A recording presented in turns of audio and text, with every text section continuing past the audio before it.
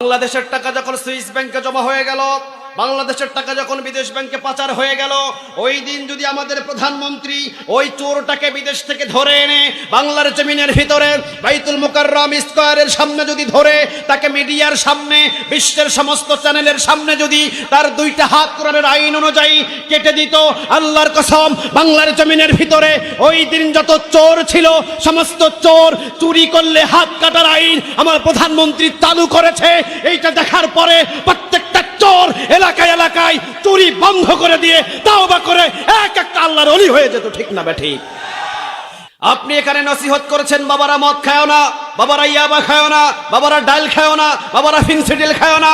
আমি বলছি আপনার এই একটা কথা নয়, আপনি যদি 1000 ঘন্টা ধরে এদেরকে নসিহত করেন কেউ মদ ছাড়বে না, ছাড়বে না, ছাড়বে না। কিন্তু আগামীকাল যদি আমার প্রধানমন্ত্রী এই কোরআনটাকে বুকের ভিতরে নিয়ে পার্লামেন্টে যদি উনি বলে মদ খাওয়া হারাম, 80টা বেতের বাড়ি, যে মদ খাবে তাকে প্রকাশ্যে 80টা বেতের বাড়ি মারা হবে। সে আমার ছেলে হোক, সে আমার মেয়ে হোক, সে আমার মন্ত্রী হোক, সে আমার এমপি হোক, আল্লাহর কসম 24 ঘন্টায় বাংলাদেশ থেকে মদ হারিয়ে যাবে, ঠিক না ঠিক?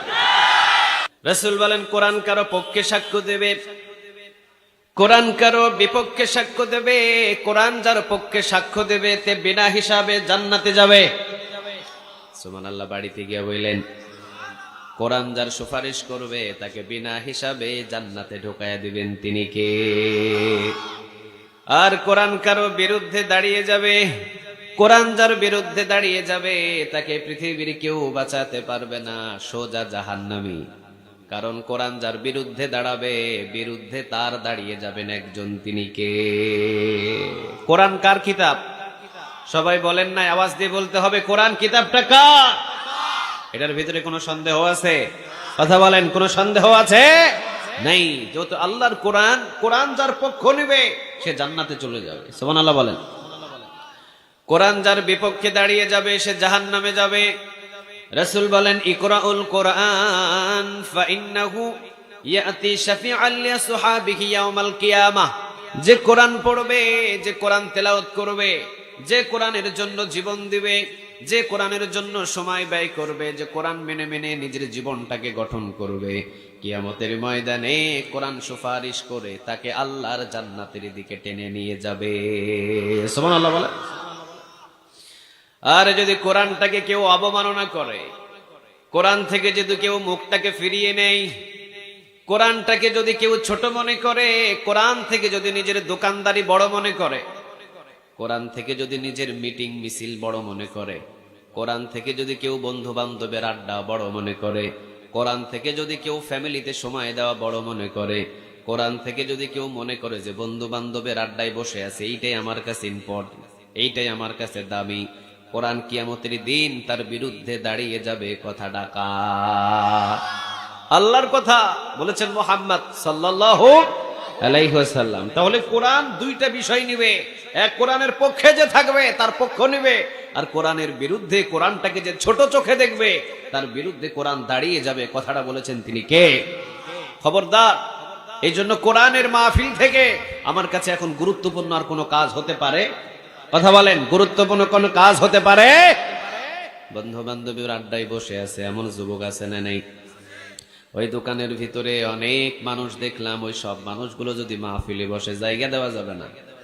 জায়গা দেওয়া যাবে? কথা বলেন, জায়গা দেওয়া যাবে? অনেক মানুষগুলো দেখলাম ওই জায়গায়। আহা, কেন? এই দোকানদারি কি আপনার সাথে সবচাইতে দামি? নো। রাসূল বলেছেন কেউ যদি একবার মাহফিলে বসে, মসজিদে বসে, জমিনে বসে, যে কোনো স্থানে বসে কেউ যদি একবার পড়ে লা ইলাহা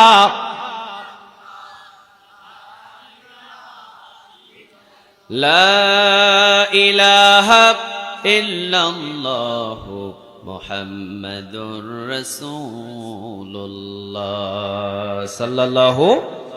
রাসূল বলেন কেউ যদি একবার পড়ে শুধু এতটুকু লা ইলাহা ইল্লাল্লাহ, আমলনামায় 4000 নেক আল্লাহ জমা করে দিবে। খুশি হয়ে বলেন না? একটু আওয়াজ দিয়ে বলেন, আর একটু জোরে বলেন সুবহানাল্লাহ। এই যে সুবহানাল্লাহ এতটুকু শব্দটুকু যারা বলেন, আল্লাহ বলেন এই সুবহানাল্লাহ একবার বলার কারণে আমি আল্লাহ রাব্বুল আলামিন খুশি হয়ে আসমান এবং জমিনের যতগুলো খালি জায়গা আছে খালি জায়গাটা নেক দিয়ে পূরণ করে যে পড়েছে সুবহানাল্লাহ তার আমল নামায় নেকটা জমা করে দিই। সুবহানাল্লাহ বলেন।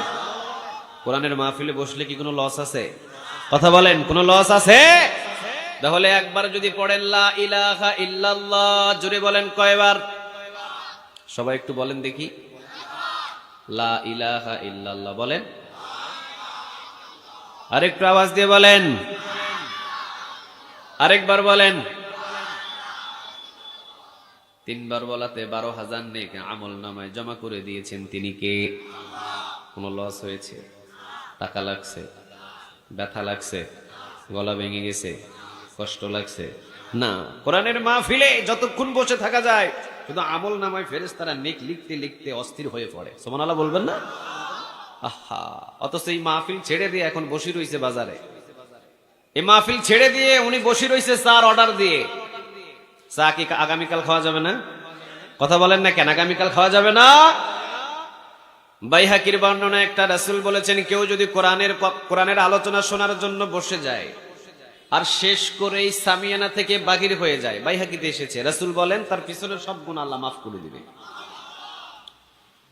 তা আমরা বসেছি এই নিয়তে যতক্ষণ পর্যন্ত এই মাহফিল সমাপ্ত ঘোষণা না হবে ততক্ষণ পর্যন্ত মাহফিলের স্থান ছেড়ে আমরা বাড়ি যাব। সবাই বলেন বাড়ি যাব। অন্তত আমাদের পিছনের গুনাহগুলোকে আজকে মাফ করে দিতে পারেন তিনি কে?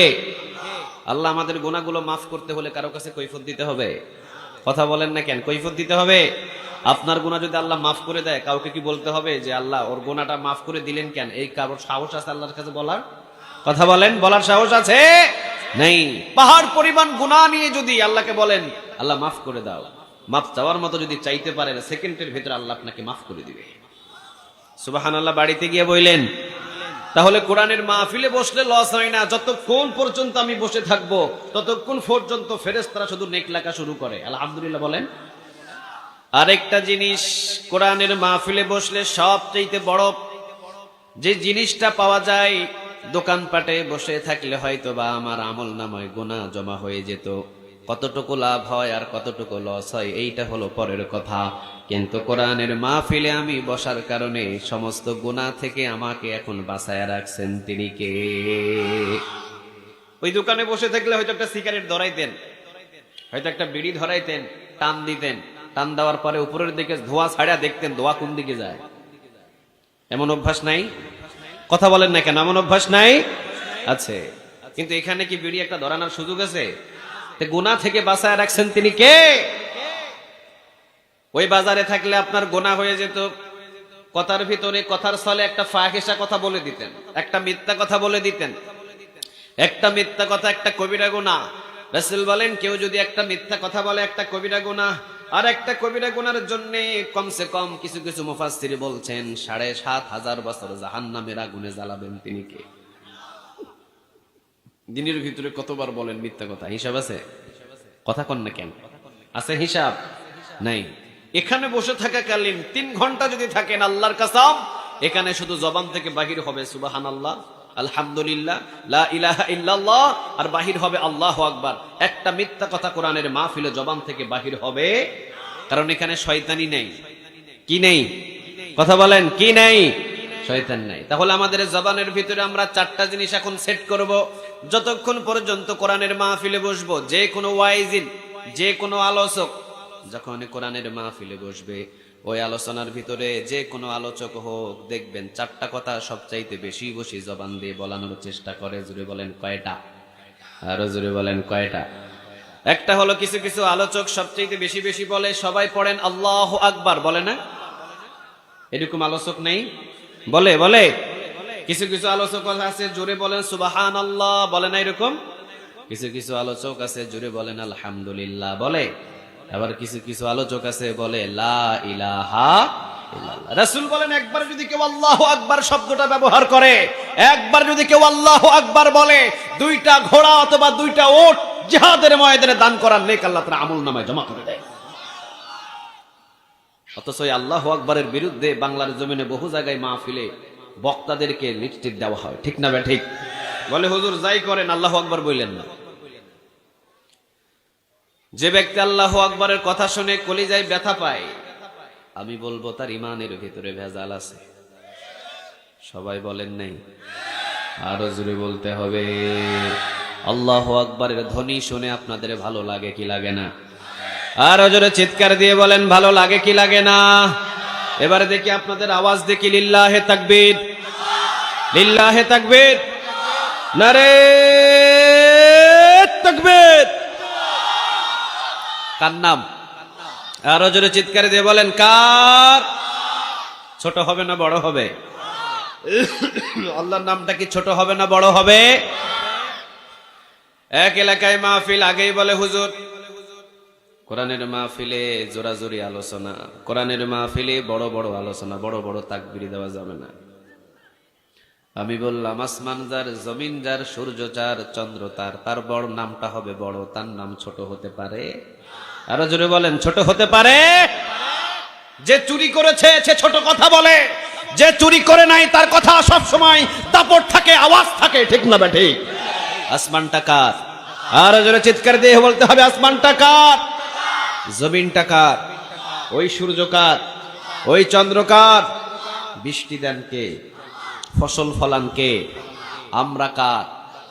কার নাম নিব? আস্তে না জোরে? আরো জোরে বলেন আস্তে না জোরে?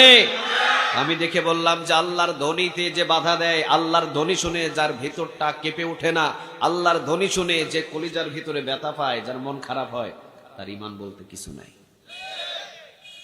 সবাই তো বললেন না? আজান আমাদের কাছে সবার ভালো লাগে কি লাগে না? আরো জোরে বলেন ভালো লাগে কি লাগে না? আজানের ভিতরে নামটা আছে কার? আজান কি আসতে হয় নাকি জোরে হয়? আরো জোরে বলেন আস্তে না জোরে? দেখেন আপনি কি বলেন, একবার আল্লাহু আকবার যদি কেউ বলে, দুইটা ওট জিহাদের ময়দানে দান করার নেক আমল নামায় জমা করে দিবেন, তিনি কে? অথচ বলতেছে আল্লাহু আকবারের ধ্বনি দিয়েন না হুজুর, আল্লাহু আকবারের ধ্বনি দিয়েন না। কেন? আল্লাহু আকবারের ধ্বনি দিনে কি হবে? আমরা চাই তো সারা জমিনটা আল্লাহু আকবারের ধ্বনিতে মুখরিত হয়ে যাক, ঠিক না ঠিক? এটা বাংলার জমিন। এই বাংলার জমিনের ভিতরে সূর্য উঠে আল্লাহু আকবারের ধ্বনি শুনে, আবার সূর্য ডুবে আল্লাহু আকবারের ধ্বনি শুনে, ঠিক না ঠিক? আমাদের বাংলাদেশের প্রধানমন্ত্রী, উনি কি মুসলমান নয়? উনি কি আজানের বিরুদ্ধে কোনোদিন কোনো কথা বলছে? কথা বলেন না কেন? কোনো কথা বলছে? বলেন নাই। আলহামদুলিল্লাহ যে বাংলাদেশের প্রধানমন্ত্রী থেকে অধিকাংশ এমপি সহ সবাই মুসলমান, তারা ইসলামের বিরুদ্ধে, কোরআনের বিরুদ্ধে, আল্লাহর ধ্বনির বিরুদ্ধে বলে নাই। চামচার পামচা যদি আল্লাহর ধ্বনির বিরুদ্ধে কোনো মাহফিলে, কোনো মসজিদে, কোনো স্টেজে যদি কথা বলে, সাবধান হয়ে যাও, ছাড় পেয়েছো। আগামীর দিন থেকে বিন্দু পরিমাণ কোনো ছাড় নাই, ঠিক না বেঠি? কোন ধরনের কোনো ছাড় হবে? যেদিন জন্ম নিয়েছিলাম ডান কানে আজান, বাম কানে একামত ছিল, নামটা ছিল কার? আরো জোরে চিৎকার দিয়ে বলতে হবে কার? আজানে কার নাম থাকে? আমরা যেদিন জন্ম নিয়েছিলাম ডান কানে কি ছিল? কথা বলেন কি ছিল? আজান দিয়েছিল। বাম কানে কি ছিল বলেন? আমার জীবন তো শুরুই হয়েছে আল্লাহর নাম দিয়ে, ঠিক না ভাই ঠিক? একটু বড় হলাম কয়েকদিন পরে, এরপরে মসজিদের আজান শুনে মসজিদে যায়, নামাজের ভিতরে দাঁড়াই। যখন ইমাম সাহেব আমাকে তাকবীরওয়ালা দিয়ে ইশারা দেয় নামাজ শুরু হয়েছে, হাত বাঁধেন, তখন ইমাম সাহেব কি দিয়ে শুরু করে? সবাই বলেন কি দিয়ে? আরো জোরে বলেন। যখন ইমাম সাহেব আমাকে রুকুর দিকে নিয়ে যায়, তখন শব্দটা, নামটা নেয় কার? যখন সেজদায় যায় নামটা নেয় কার? আহা, আমি যখন আবার দুনিয়া থেকে বিদায় হয়ে যাব, 4 তাকবীর দিয়ে আমাকে দুনিয়া থেকে বিদায় করে দেওয়া হবে। জানাজার নামাজ যখন আমার সবাই মানুষগুলো পড়বে, সব মানুষগুলো কয়টা নাম নিবে? একটাই নাম নিবে। নামটা থাকবে কার? কয়বার নিবে? কয়বার নিবে বলেন? আরো জোরে বলেন কয়বার? 4 তাকবীরের একটা নামাজ হবে, যেটার নামাজের নাম হলো জানাজার নামাজ। প্রত্যেকটা মানুষের, ঠিক না ভাই ঠিক? প্রত্যেকটা মানুষের জানাজার নামাজে তাকবীর হয় কয়টা? সবাই বলেন কয়টা? আমরা 4টা তাকবীর দিব। যখন এই 4টা তাকবীরের ভিতরে নামটা থাকে কার? বুঝতে হবে জীবন শুরু হয়েছে আল্লাহর নাম নিয়ে। আমার জীবনের চলা এবং নামাজের ভিতরে নাম ছিল কার? আবার আমার জীবন শেষের সময় নামটা ছিল কার? বোঝা যায় আমার জীবন এই আল্লাহর ভিতরে যুক্ত, ঠিক না বেঠিক? অতএব যে আল্লাহর বিরুদ্ধে কথা বলে, আল্লাহর নামের বিরুদ্ধে কথা বলে, তার সাথে আমাদের কোনো সম্পর্ক থাকতে পারে? আর জোরে চিৎকার দিয়ে বলতে হবে, তার সাথে আমাদের কোনো সম্পর্ক থাকতে পারে? আল্লাহ আমাদের বোঝার তৌফিক দান করুক, আমরা বলি আমিন। আর জোরে চিৎকার দিয়ে বলেন আমিন। তাহলে মাহফিলে বসলে চারটা জিনিস সবচাইতে বেশি পড়া হয়। এক হলো লা ইলাহা, একবার পড়লে 4000 নেক আমল নামায় জমা করে দেয় কে? একবার যদি পড়েন সুবহানাল্লাহ, এইটা অনেক আলোচক বেশি বেশি পড়ায়। কেউ যদি একবার সুবহানাল্লাহ বলে, রাসূল বলেন আসমান এবং জমিনের খালি জায়গা নেক পূরণ করে যে সুবহানাল্লাহ বলেছে তার আমল নামায় জমা করে দেয়, তিনি কে? একবার যদি পড়ে লা ইলাহা ইল্লাল্লাহ, তাহলে 4000 নেক পাইলাম। একবার যদি পড়লাম সুবহানাল্লাহ, আসমান জমিনের খালি জায়গা নেক পূরণ করে আমল নামায় জমা হলো। একবার যদি পড়লাম আলহামদুলিল্লাহ, আসমান জমিনের খালি জায়গা নেক দিয়ে আমল নামায় জমা হলো। একবার যদি পড়লাম আল্লাহু আকবার, তাহলে 2টা ঘোড়া অথবা 2টা উট জিহাদের ময়দানে দান করার নেক আমল নামায় জমা করে দিল, তিনি কে? এ পর্যন্ত কতবার যে সুবহানাল্লাহ পড়েছেন, আলহামদুলিল্লাহ পড়েছেন, লা ইলাহা ইল্লাল্লাহ পড়েছেন, আল্লাহু আকবার বলেছেন, কোনো হিসাব নাই, ঠিক না বেঠিক? দোকানে থাকলে হতো, ওই যে রাস্তায় বসে থাকলে হতো, তাহলে ওই জায়গা থেকে এই জায়গাটার মূল্য বেশি নাকি কম? আরো জোরে সবাইকে বলতে হবে, বেশি নাকি কম? অনেক বেশি। তাহলে আসেন আমরা কোরআন থেকে কথা শুনবো। কোরআন কারো পক্ষ সাক্ষ্য দিবে, আবার কোরআন কারো বিপক্ষে সাক্ষ্য দিবে। কে বলেছেন? আল্লাহর কথাই বলেছেন মুহাম্মদ সাল্লাল্লাহু আলাইহি ওয়াসাল্লাম। দেখি আমরা কতক্ষণ আলোচনা করতে পারি। আপনারা ধৈর্য নিয়ে বসবেন তো? কথা বলতে হবে, ধৈর্য নিয়ে বসবেন তো? এই কোরআন কিতাবটা কার? কোনো সন্দেহ আছে? মানতে হবে কত আনা? 12 আনা না 16 আনা? 12 আনা মানলাম, 4 আনা মানলাম না। মুমিন না কাফের? আরো জোরে বলতে হবে, মুমিন না কাফের? আপনারা বলেন তো দেখি, আপনাদের এলাকায় ওযু ভাঙার জন্য প্রস্রাব করতে হয় কয়বার? কয়বার করা লাগে? ওযু ভাঙার জন্য প্রস্রাব করতে হয় কয়বার?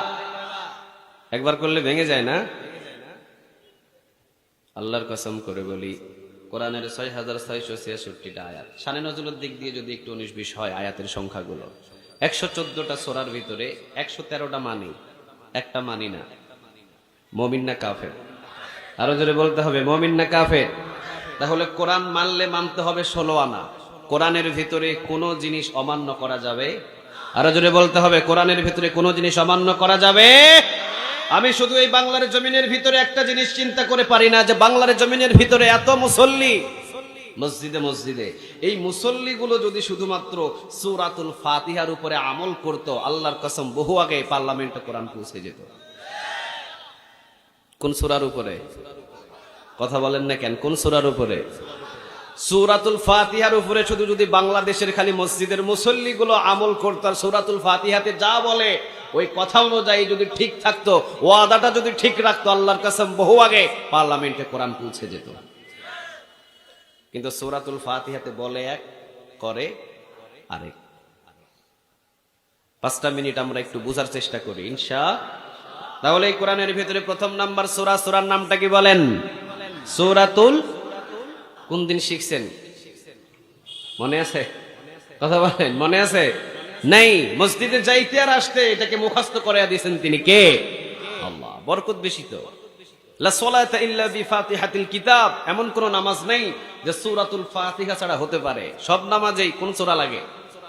সবাই বলেন, কোন সূরা লাগে? সূরাতুল ফাতিহা। সব নামাজেই সূরাতুল ফাতিহা লাগে। সূরাতুল ফাতিহা ছাড়া কি নামাজ হয়? বিতির নামাজ যদি 3 রাকাত পড়েন, সূরাতুল ফাতিহা লাগে কয়বার? তাহাজ্জুদ নামাজ যদি 12 রাকাত পড়েন, সূরাতুল ফাতিহা লাগে কয়বার? মাগরিব নামাজ যদি 5 রাকাত পড়েন, সূরাতুল ফাতিহা লাগে কয়বার? 5 বার। তাহলে দেখা যায় লা সালাতা ইল্লা বিফাতিহাতিল কিতাব, এমন কোন নামাজ নেই যে সূরাতুল ফাতিহা ছাড়া হতে পারে। সব নামাজেই অন্যান্য সূরা লাগুক আর না লাগুক, একটা সূরা লাগে। সূরাটার নাম কি বলেন? সবাই বলেন। মুখস্থ নাই এমন কেউ আছে এখানে? কথা বলেন, মুখস্থ নাই এমন কেউ আছে? সবার আমাদের সূরাতুল ফাতিহা মুখস্থ আছে না? শুরু করেন দেখি, কি দিয়ে শুরু হয়? আলহামদুলিল্লাহি রাব্বিল। সবাই বলেন, কি দিয়ে শুরু হয়? الحمد لله رب العالمين الرحمن الرحيم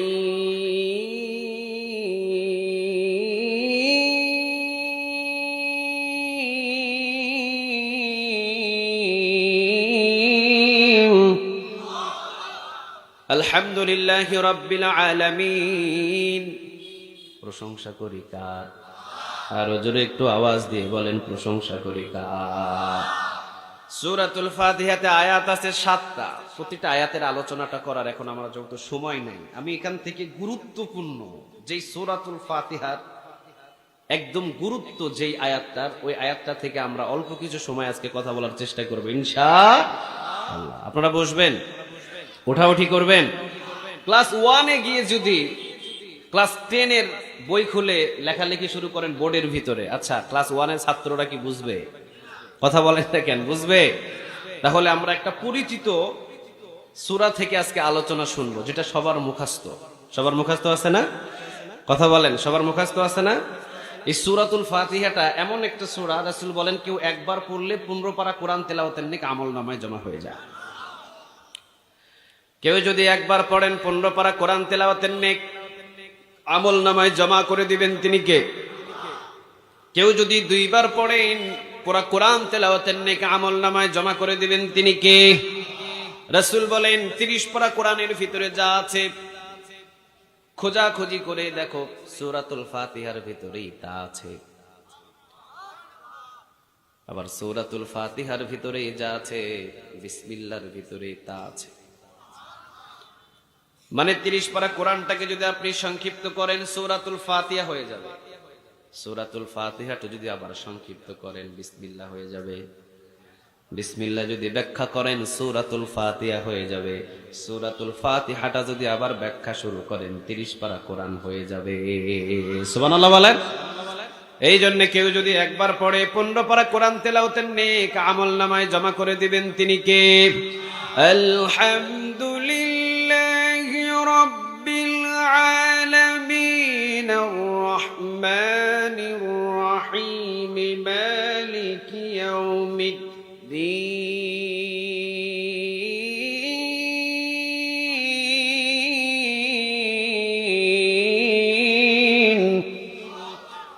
আর একটু জোরে বলেন আল্লাহু আকবার।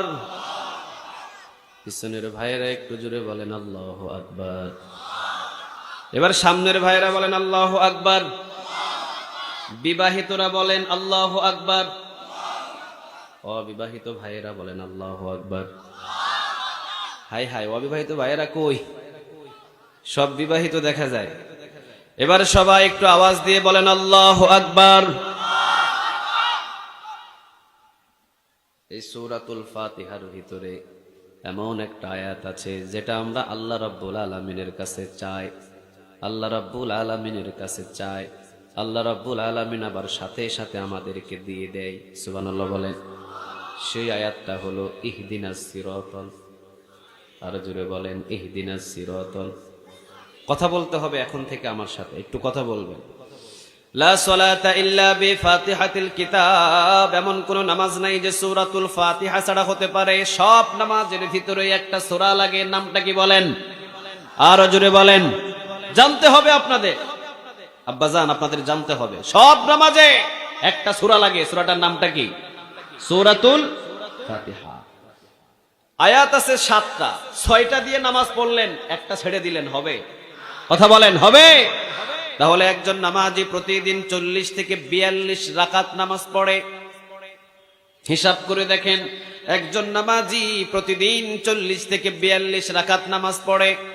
তাহলে যদি 40 থেকে 42 রাকাত নামাজ হয়, 40 থেকে 42 বারই একটা সূরা পড়তে হয়। সূরাটার নাম আরো জোরে বলেন। তাহলে 40 থেকে 42 বারই যদি সূরাতুল ফাতিহা পড়ে, 40 থেকে 42 বার ওই ব্যক্তিটাই নামাজের ভিতরে 42 বার পড়েছে ইহদিনাস সিরাতাল। সবাই বলেন নাই, আরো জোরে বলেন, আর একটু জোরে বলেন। ইহদিনাস সিরাতাল মুস্তাকিম। 40 থেকে 42 বার একজন নামাজি নামাজের ভিতরে বলেছে ইহদিনাস সিরাতাল আরো জোরে বলেন ইহদিনাস সিরাতাল। অর্থটা হলো ইয়া রব, আপনার কাছে আমি জান্নাতের সরল পথ চাই, জান্নাতের সঠিক পথ চাই, যেই পথ দিয়ে চললে সোজা জান্নাতে ঢুকে যাব। সুবহানাল্লাহ বলে। প্রতি বছরে 4 লক্ষ থেকে 4.5 লক্ষ হাজি কাবা ঘরেতে যায়। এই বছরে যদি আপনি হজের টাকা জমা দেন 3 বছর পরে সিরিয়াল পাবেন। নিয়মটা এরকম চলতেছে না? কথা বলেন না কেন? নিয়মটা এরকম নয়? প্রত্যেক বছরে 4 লক্ষ থেকে 4.5 লক্ষ হাজি বাংলাদেশ থেকে কাবা ঘরে যায়। 40 থেকে 42 দিন সে কাবার চত্বরে নামাজ পড়ে বাংলাদেশে ফিরে আসে। আমি শুধু বলতে চাই, কাবা ঘরের ভিতরে যেই 4.5 লক্ষ হাজিগুলো গিয়ে সূরাতুল ফাতিহা পড়ে আল্লাহর কাছে একটা ওয়াদা দেয়, ওই ওয়াদা অনুযায়ী যদি বাংলার জমিনের ভিতরে আমল করা শুরু করতো, আল্লাহর কসম বহু আগে বাংলার জমিনের বিচার ব্যবস্থা কোরআন দিয়ে চলা শুরু হতো। ঠিক না বেঠিক? কিন্তু হাজি সাহেব ওখানে বলে আসে একটা, বাংলাদেশে আইসা কাজ করে। আর 4.5 লক্ষ হাজি প্রতি বছর। 2 বছরে কত? কথা কয় না। 2 বছরে কত? 9 লাখ। 3 বছরে কত? 4 বছরে কত? 18 লাখ। 18 লাখ হাজি যদি শুধু কাবার চত্বরে সূরাতুল ফাতিহা পড়ে যা আল্লাহর কাছে বলেছে ওইটা অনুযায়ী যদি বাংলার জমিনের উপরে এসে ওয়াদাটা ঠিক থাকতো, আল্লাহর কসম বহু আগে পার্লামেন্টে কোরআন পৌঁছে যেত। কিন্তু হাজি সাহেব ওই জায়গায় গিয়ে বলছে একটা, আসে কাজ করে। আর একটু পরে আমরা বুঝবো ইনশাআল্লাহ।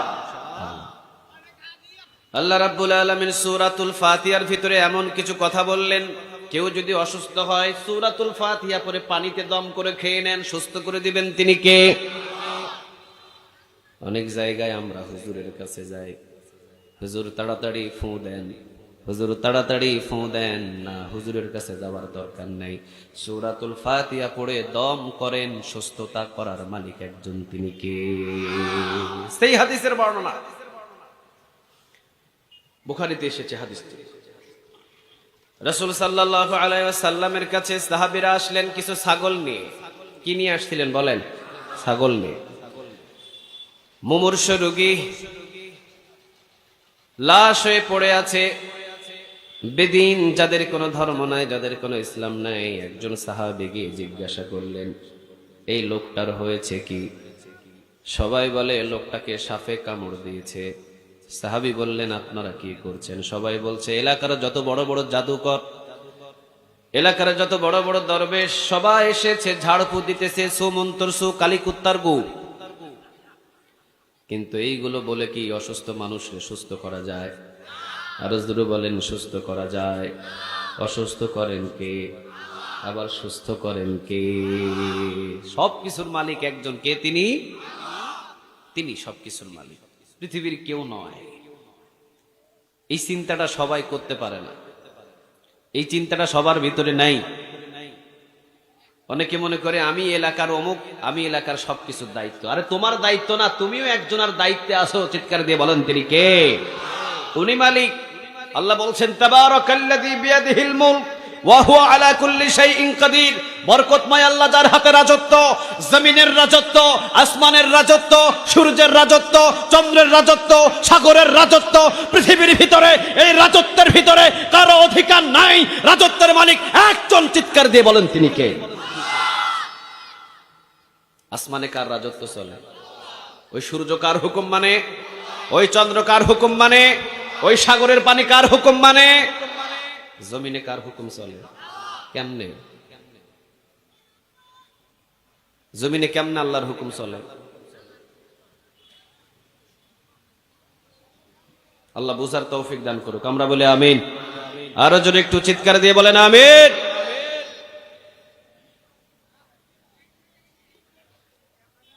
আল্লাহ রাব্বুল আলামিন বলেন, সূরাতুল ফাতিহা এমন একটা সূরা, কেউ যদি অসুস্থ রোগীর পাশে পড়ার পর যদি দম করে ফু দেয়, অসুস্থ রোগীটাকে অসুস্থ করে দিতে পারেন, তিনি কে? রাসূলের কথা এগুলো, মানে কথাগুলো কার? রাসূল কি ইচ্ছা করে কোনো কথা বলতেন? কে বলাতেন? সবাই বলেন, কে? আল্লাহ। সাহাবী বললেন, সবাই তো জ্ঞানী গুণী মানুষ, সবাই তো ফু দিয়ে দিয়ে চলে যায়, কই সুস্থ হয় না। কয় সাপের বিষ লাগছে একটু বেশি, কেউ সুস্থ করতে পারে না। সাহাবী বললেন আমি সুস্থ করে দিব। সুবহানাল্লাহ বলেন। আমার সাথে কন্টাক্টে আসো, আমার সাথে কন্টাক্ট করো, আমি সুস্থ করে দিব। ডিল করো আমার সাথে। কি ডিল করব? কোন কোন বর্ণনা এসেছে 30টা ছাগল দিতে হবে, কোন কোন বর্ণনায় 100টা ছাগল দিতে হবে, কোন কোন বর্ণনায় 80টা ছাগল দিতে হবে। 100টা ছাগলের একটা পাল দিয়ে দাও আমারে, আমি তোমার এই সাপে কাটা রুগীটাকে সুস্থ করে দিব। সুবহানাল্লাহ বলে। সবাই বলল এই সেন্ট্রাল লিডার, এটা হলো আমাদের সেন্ট্রাল লিডার, কেন্দ্রীয় নেতা। এটারে যদি না বাঁচাইতে পারি ঝামেলা আছে। 100 ছাগল লাগে লাগুক, অসুবিধা নাই, এই নেতারে বাঁচাতে হবে। আচ্ছা 100 ছাগল দিব, যাও বাঁচাও। এইবার সাহাবী বললেন ঠিক আছে, তো 100 ছাগল দিবা? কয় হ 100 ছাগল দিব। এইবার সাহাবী পড়া শুরু করেছে, আলহামদুলিল্লাহি রাব্বিল আলামিন আর রহমানির রহিম মালিকি ইয়াউমিদ্দিন। একের পর এক সূরাতুল ফাতিহা থেকে ওয়ালাদ-দাল্লিন পর্যন্ত সর্বপ্রথম একবার পড়লেন। জোরে বলেন কয়বার? একবার পড়ে যখন এই অসুস্থ সাপে কাটা রোগীর উপরে ফু দিয়েছে, চোখ এবং হাত নাড়ানো শুরু করছে। হয় নাই? সুবহানাল্লাহ। আরেকটু জোরে বলেন। কয়বার পড়ছে বলেন? আরো জোরে বলেন কয়বার? দ্বিতীয়বার আবার পড়লেন। দ্বিতীয়বার আবার পড়ার পর যখন আর একটা ফু দিলেন, এবার শোয়া থেকে উঠে গেছে। সূরাতুল ফাতিহা পড়া শুরু করলেন। প্রথম ফু দিলেন, হাত নাড়ালেন, পা নাড়ালেন। দ্বিতীয় যখন ফু দিলেন, সূরাতুল ফাতিহা পড়ে এবার উঠে বসলেন। এইবার তৃতীয়বার সূরাতুল ফাতিহা পড়া শুরু করতে সবাই তো টাসকি লেগে গেছে, সর্বনাশ, কি রে কি পড়ে এটা। তৃতীয়বার যখন সূরাতুল ফাতিহা পড়ে ফু দিলেন, তখন উঠে হাঁটা শুরু করেছে। সুস্থ করে দিলেন তিনি কে বলেন? আরো জোরে বলেন তিনি কে? এই জন্য সাহাবীরা বলেছেন, রাসূল বলেছেন আর রুকিয়া মানে ঝাড়ফু করার জন্য তোমাদেরকে একটা সূরা দেওয়া হয়েছে, যেটার নাম হলো সূরাতুল ফাতিহা। এটা দিয়ে ঝাড়ফু করবেন, কারো কাছে যাওয়ার দরকার নেই। পেট খারাপ, সূরাতুল ফাতিহা পড়ে দম করে পানিটা খেয়ে নেবেন। সুস্থ করার মালিক কে? আরো জোরে বলেন কে? আল্লাহ। সাহাবীরা ছাগল নিলেন 100। জোরে বলেন কয়শো? খাবার কিছু নাই, খাইলেন আর খাইলেন। রাসূলের কাছে গিয়ে এবার কয় সর্বনাশ, খাইলাম তো ছাগল 100টা, ডিল করে কন্ট্রাক্ট করে 100টা ছাগল নিয়েছিলাম, খাই তো ফেলছি, হালাল হয়েছে না আরাম হয়েছে? রাসূলের দরবারে তো এখন জিগাই দিই। রাসূলের কাছে গিয়ে জিগাই, ইয়া রাসূলুল্লাহ ঝাড়ফু করছি আর রুকিয়া করেছি, সূরাতুল ফাতিহা দিয়ে ঝাড়ফু করেছি নবী গো। এরপরে 100টা ছাগল নিয়েছি তাদের কাছ থেকে, বলেন নবী হালাল হয়েছে না হারাম হয়েছে? রাসূল বললেন হালাল আর হারামের ফতোয়াটা পরে দিব, ছাগলের গোশত থাকলে আমার বাড়িতে আগে দাও। হালাল এবং হারামের ফতোয়া পরে। আরে ছাগলের গোশত আছে নাকি আমার বাড়িতে দাও, আগে আমি খাই, এরপরে দি ফতোয়া দিব। রাসূল যদি খাইতে চায় এটা হালাল না হারাম? আরো জোরে বলতে হবে, হালাল না হারাম? হালাল।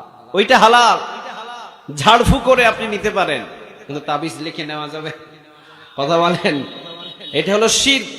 তাবিজ ঝোলানো এটা কি? শিরক। শিরকে আকবার, শিরকে আসগার। শিরক হলো দুই প্রকার, একটা হলো শিরকে আসগার, আরেকটা হলো শিরকে আকবার। শিরকে আকবার হলো বড় শিরক। শিরকে আকবার যদি করেন ঈমান শেষ, জাগাত, কালেমা পড়ে নতুন করে আপনাকে ঈমান আনতে হবে।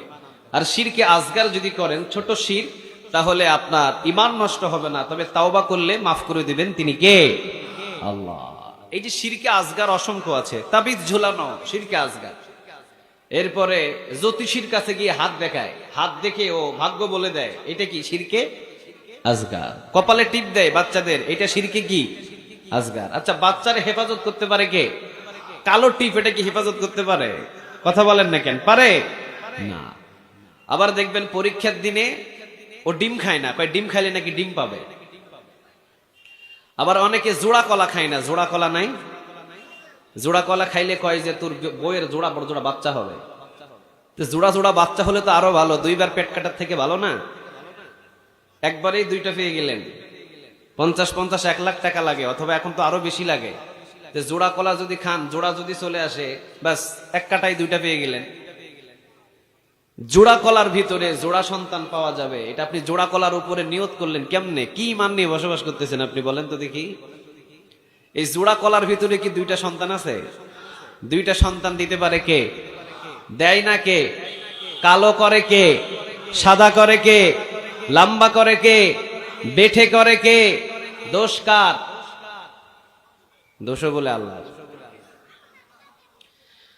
তাহলে সূরাতুল ফাতিহাটা হলো এমন একটা সূরা, 3 বার পড়ার পরে যখন সাপে কাটা মুমূর্ষ রোগীর উপরে দম করেছে, সুস্থ করে দিয়েছেন তিনি কে? আরো জোরে বলেন তিনি কে? তবে যদি সূরাতুল ফাতিহা বহু আগে যদি বোঝার পর সূরাতুল ফাতিহার উপরে আমল করে যদি চলতে পারতাম, আল্লাহ জান্নাতে ঢুকিয়ে দিত। আসেন এইবার, প্রতি বছরে 4.5 লক্ষ হাজি হজ করতে যায়, কাবার চত্বরে গিয়ে তেলাওয়াত করে আলহামদুলিল্লাহি রাব্বিল আলামিন আর-রাহমানির রাহিম মালিকি ইয়াউমিদ্দিন।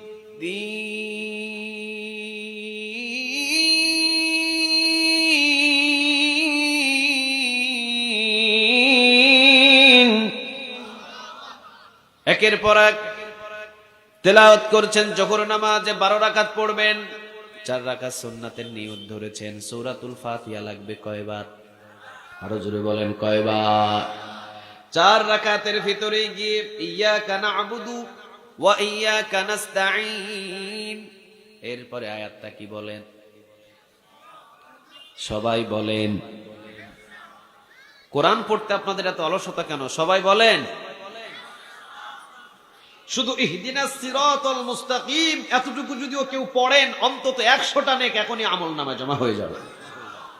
কেন জানেন? প্রত্যেক হরফে রাসূল বলেন, প্রত্যেক হরফে 10টা করে নেক আমলনামায় জমা হয়। আর একই হরফ নামাজের ভিতরে পড়লে প্রতি হরফে 100 নেক পায়। নামাজের বাহিরে আপনি পড়বেন কেরাত, প্রতি হরফে 10টা পাবেন। নামাজের ভিতরে একই কেরাত পড়বেন, প্রতি হরফে 100টা নেক পাবেন। এই জন্য তো দেখেন না, কাবা ঘরের ইমামরা যখন ফজরের নামাজ পড়ে 1 রাকাতে 2-3 পৃষ্ঠা শেষ। আর আমাদের বাংলাদেশের যদি একটু লম্বা কেরাত হয়, হুজুর কি ব্যাপার? তারাবির নামাজে যদি একটু লম্বা করে, কয় হুজুর ওই পাড়ার মসজিদে দেখছি 25 মিনিটের বিতির সহ তারাবি সহ এশা সহ শেষ করে ফেলে। আর আপনি এত টাইম লাগান কেন? একটু জোরে পড়তে পারেন না? নামাজের ভিতরে জোরতা নাই, নামাজের ভিতরে ধীরস্থিরতা, কারণ খুশু খুজুর ভিতরে যদি নামাজ না থাকে, ওই নামাজ আল্লাহর দরবারে কখনো কবুল হবে? নামাজের ভিতরে ধীরস্থিরতা, নামাজের ভিতরে মহব্বত, কারণ নামাজে দাঁড়িয়েছেন, আপনার দিকে তাকিয়ে আছেন একজন, তিনি কে? রাসূল বলেছেন 2 রাকাত নামাজের বিনিময় আল্লাহ রাব্বুল আলামিন পিছনের সব গুনাহ মাফ করে দিতে পারে। জানেন এটা? 2 রাকাত নামাজের বিনিময় আল্লাহ রাব্বুল আলামিন পিছনের সব গুনাহ মাফ করতে পারে। তবে নামাজটা হবে নামাজের মতো, ঠিক না ভাই? ঠিক। ওই নামাজটা আমরা আজ পর্যন্ত নামাজের মতো করতে পারি নাই, কারণ তীর ঢুকে আলী রাদিয়াল্লাহু তাআলা আনহু টের পায় না, আর আপনি মশার কামড় কয়টা দিছে এটা টের পান। এই নামাজ আর এই নামাজ কি এক হতে পারে? কথা বলেন, এক হতে পারে?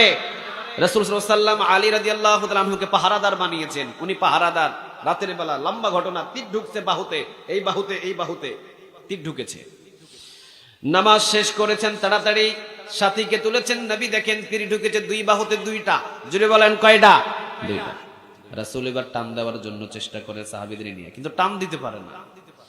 আলী রাদিয়াল্লাহু তাআলা আনহু চিৎকার দেয়, রাসূল বলেন বেলাল আজান দাও, তোমার আজানের পরে আলী রাদিয়াল্লাহু তাআলা আনহু তীর ওই সাহাবী খুলে দিবা। নামাজের ভিতরে দাঁড়িয়েছেন রাসূল, কেরাতের টান দিয়েছেন।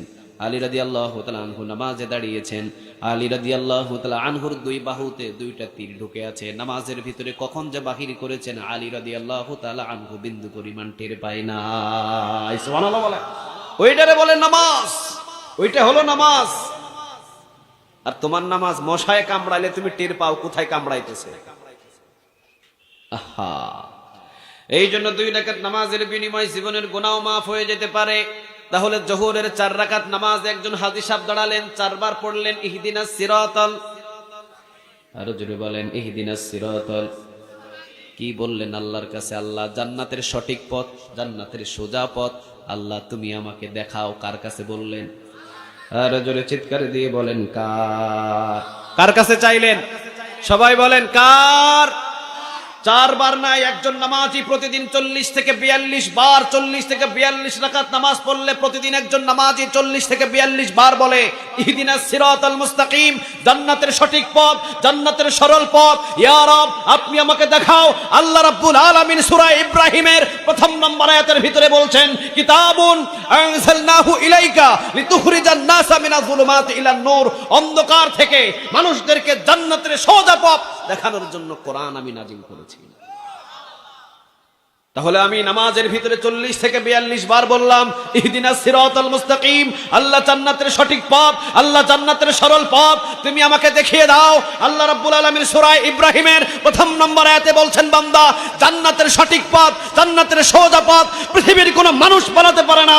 জান্নাতের সঠিক পথ, জান্নাতের সোজা পথ একমাত্র একটাই কিতাব, সেটা হলো 30 পারা কোরআন। ঠিক না বেঠিক?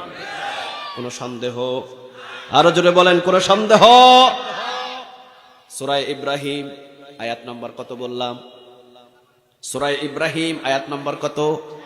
1। কিতাবুন আনজালনাহু ইলাইকা লিতুখরিজান নাসা মিনাজ যুলুমাতি ইলান নূর, আল্লাহ বলছেন অন্ধকার থেকে মানুষদেরকে আলোর পথ মানে জান্নাতের পথ দেখানোর জন্য এই 30 পারা কোরআন নাজিল করেছেন। তিনি কে? আরো জোরে চিৎকার দিয়ে বলতে হবে, তিনি কে? তাহলে মসজিদের ভিতরে যখন সে বলেছিল ইহদিনাস সিরাতাল মুস্তাকিম, ইহদিনাস সিরাতাল মুস্তাকিম, ইহদিনাস সিরাতাল মুস্তাকিম, ইয়া রব জান্নাতের সঠিক পথ, জান্নাতের সোজা পথ তুমি আমাকে দেখাও। আল্লাহ বলছেন, যা বান্দা 30 পারা কোরআন আমি তোকে দিয়ে দিলাম। 30 পারা কোরআন হলো জান্নাতের সঠিক পথ, যেই পথের ভিতরে কোনো চৌমুহনী নাই, যেই পথের ভিতরে কোনো স্বার্থ নাই, যেই পথের ভিতরে কোনো ভাঙা নাই, যেই পথের ভিতরে কোনো কালবাট নাই। দুনিয়াতে ধরবি, তোকে সোজা জান্নাতে নিয়ে যাবে। তাহলে একজন নামাজি মসজিদের ভিতরে 40 থেকে 42 রাকাতের ভিতরে 40 থেকে 42 বার পড়ছে ইহদিনাস সিরাতাল মুস্তাকিম, ইহদিনাস সিরাতাল মুস্তাকিম, ইহদিনাস সিরাতাল মুস্তাকিম। আল্লাহ জান্নাতের সঠিক পথ, আল্লাহ জান্নাতের সোজা পথ তোমার কাছে চাই। আল্লাহ বলছেন 30 পারা কোরআন জান্নাতের সঠিক পথ। তুই মসজিদ থেকে 40 থেকে 42 বার আল্লাহর কাছে জান্নাতের সঠিক পথ চাওয়ার পর মসজিদ থেকে বাহির হয়ে আবার লাঙ্গলের পিছনে ঘোরো, এরশাদের পিছনে ঘোরো। তোর মতো বাটপার পৃথিবীতে একটাও নাই, একটাও নাই, একটাও নাই। তুমি মসজিদে বললা কি, আর মসজিদ থেকে বাহির হয়ে তুমি ঘুরতেছো কার পিছনে? তোমার মতো বাটপার আছে? আর একটু জোরে বলতে হবে, তোমার মতো বাটপার আছে? তুমি মসজিদে 40 থেকে 42 বার বললা ইহদিনাস সিরাতাল মুস্তাকিম, আল্লাহ জান্নাতের সঠিক পথে তুমি আমাকে চালাও, জান্নাতের সঠিক পথে তুমি আমাকে উঠাও, জান্নাতের সঠিক পথ ছাড়া তুমি আমাকে কোনো পথে চালাও না। আল্লাহ বলছেন 30 পারা কোরআন জান্নাতের সঠিক পথ। মসজিদ থেকে বাহির হয়ে আসরের 4 রাকাত নামাজ মসজিদে পড়ার পর 4 রাকাতে 4 বার সূরাতুল ফাতিহা পড়ে আল্লাহর কাছে চাইছে জান্নাতের সঠিক পথ। মসজিদ থেকে বাহির হয়ে দোকানে রং চার অর্ডার দিয়ে এরশাদের গল্প শুরু করছে। তোর মতো বাটপার পৃথিবীতে একটাও? আরো জোরে বলতে হবে, তোর মতো বাটপার পৃথিবীতে একটাও? কার সাথে বাটপারি করস? আরো জোরে বলতে হবে, কার? এই জন্য আমি শুধু বলেছি কাবার চত্বরে সূরাতুল ফাতিহা পড়েছে। কাবার চত্বরে শুধু প্রতি বছরে 4.5 লক্ষ হাজি যদি সূরাতুল ফাতিহার ওই একটা আয়াত ইহদিনাস সিরাতাল মুস্তাকিমের এই সরল পথের ভিতরে যদি ওখান থেকে ডিল হয়ে বাংলাদেশে এসে সরল পথে চলা শুরু হতো, আল্লাহর কসম বহু আগে বিচার ব্যবস্থা কোরআন দিয়ে চলত। পার্লামেন্টে কোরআন পৌঁছে যেত, ঠিক না বেঠিক? কিন্তু উনি ওখানে বলে একটা, আয়েশা করে আরেকটা। শয়তান বলে, আরে শয়তান বলে যে তুই পাথর মারস আমার, হে তুই তো বড় শয়তান বেটা, আমারে কিল্লে পাথর মারস। তুই একটা ব্যাগ নিয়ে পাথর বাংলাদেশে নিয়ে যা, কারণ তোর বাংলাদেশে গেলেই শয়তানি শুরু হবে।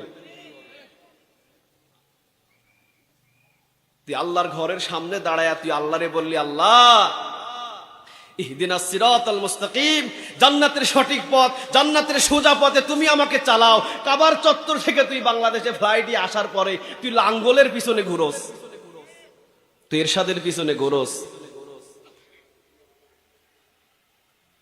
তুই মসজিদে ওয়াদা দিলি আল্লাহ ইহদিনাস সিরাতাল মুস্তাকিম।